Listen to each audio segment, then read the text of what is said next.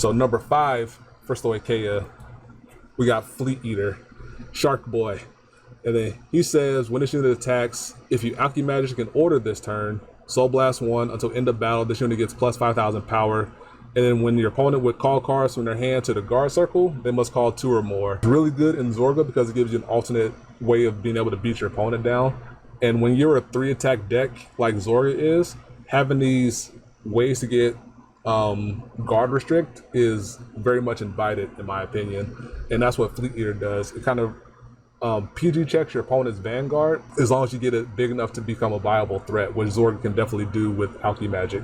Like, Zorga has a lot of means to be able to make Fleet Eater a big beefy threat, so then when it comes to attacking, they can't just use triggers to protect themselves. They might have to use Perfect Guards, and then it kind of makes Perfect Guards use 3 cards out of their hand, or if they're already low on hand, it takes away the advantage of playing the new Perfect Guards, because you have to use a Perfect Guard, and then if you have 2 or less, then you don't have to discard. But Fleet Eater is like, nah, forget all that, still discard Chief, and so that card is gone. So having additional ways to interact with your opponent's hand that way is really useful if you're a 3-attack deck, which puts it at number 5 in my book. And then number 4, the card that goes really great with said Sharko, Nectar of Sensations, which is a new normal order for Zorga, or not necessarily just for Zorga, but Zorga has ways to really fill up his drop zone to enable it. And it says, choose one of your rear guards, and until end of turn, it gets plus 5,000 power for every 5 cards in your drop. And if you have 15 or more cards, it gives an additional critical. So you combo it up with Shark. If you have 15 cards in drop zone, Shark gets plus 15,000 power and an additional crit. And then if you're able to keep making it bigger and bigger, maybe through GDR and things like that, Shark Boy becomes a massive threat. Now it becomes a death threat if your opponent's at 4 damage, so to speak. So really scary 1-2 punch combination there between Sensations and Shark Boy to be able to beat your opponent down. The number 3 card for Stoicheia, Coffin Shooting, aka Coffin Shooter. I think that's what the translation might be. But he says, act and drop once per turn, Soul Blast 1, bind an order from drop zone, call this card to an open rearguard circle. So this, if you think about it this way, it's kind of like a self-contained Alchemy Magic card that's generic, because if you have an order in the drop zone, you can bind the order like Alchemy Magic, and then you call something out for free that doesn't require your hand to do so.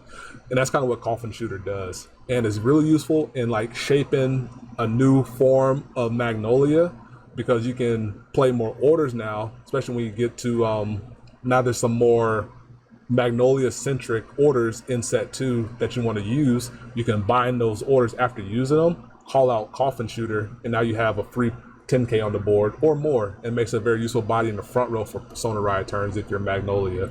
Card's incredible. I've played against people using it, Franz and Guz, for example, and card's fantastic. It's surprising that's only a common card, but it has potential of being something that could release that higher rarity. And then the number 2 card for Stoicheia, Wild Intelligence. This is the aforementioned Magnolia order centric stuff that I was talking about. It says to play it, counterblast 1, discard the top 3 cards of your deck, choose up to 1 with the same grade as your Vanguard or lower from the drop and call it to rearguard circle. But if your Vanguard is Magnolia, you choose 2 instead of 1. So get to grade 3, counterblast 1, mill 3, call 2 for counterblast 1.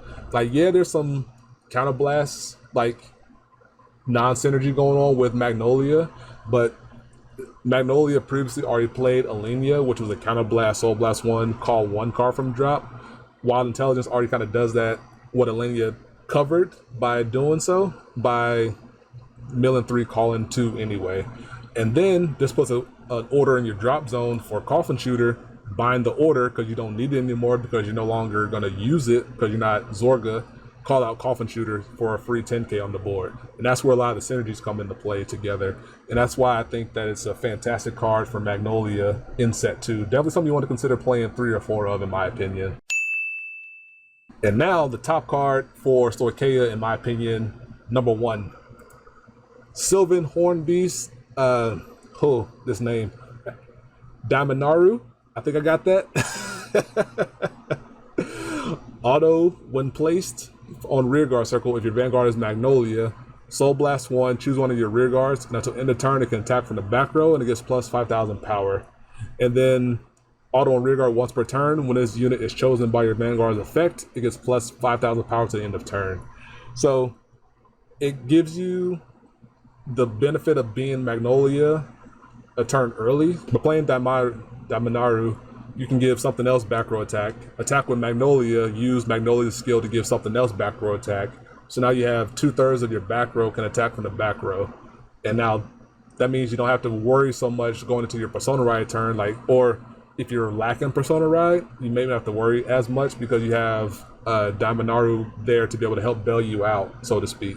So I think this card is fantastic. It gives you 5 attacks early on in the game on your grade 3 turn, which is really useful, really pesky to have to keep poking your opponent down that way. And then later on in the game, you can choose it with Magnolia's skill, and then it gets plus 10,000 power, 5 from itself, 5 from Magnolia's skill, which could be useful, especially on Persona Ride turns. That'll do it for all 5 cards of Stoicheia, the top 5 cards. If there's any honorable mentions, I'm sure that my chat here will mention them. And then if you have any suggestions as well, list them down below, or for any other nations for that matter. But yeah, I hope you enjoyed, and I'll catch you next time. Peace. Be easy.